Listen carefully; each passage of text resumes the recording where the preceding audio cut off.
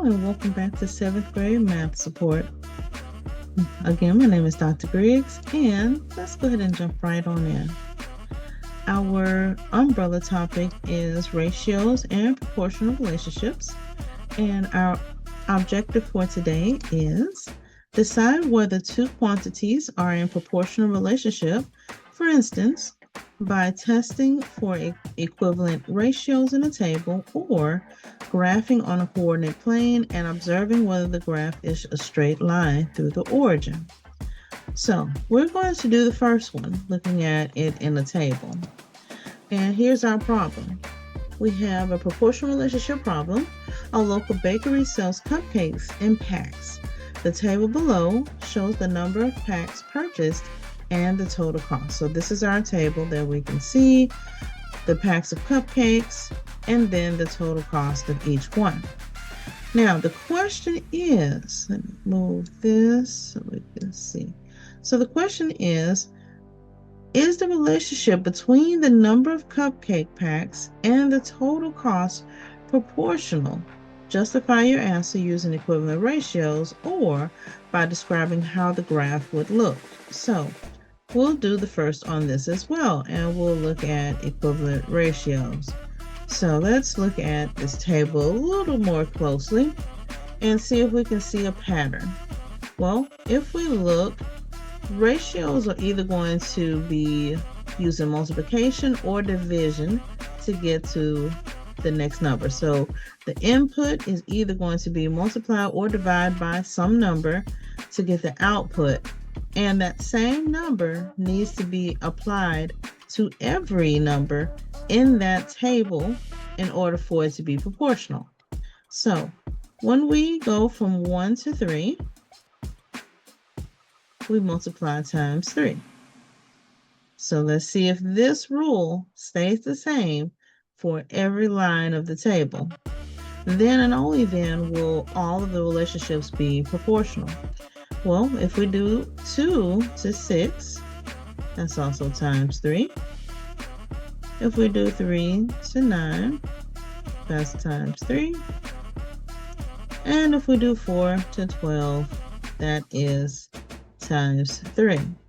So this is shaping up to be proportional. Now, if we look at it as equivalent ratios, which you can write ratios as fractions, then that would be 1/3.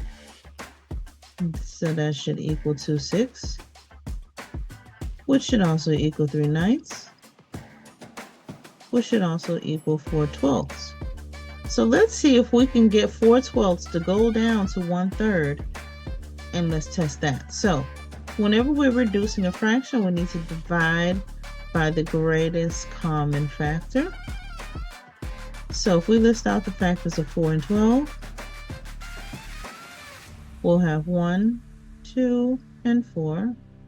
We'll have 1, 2, 3, 4, 6, 12. The greatest number that they have in common will be 4.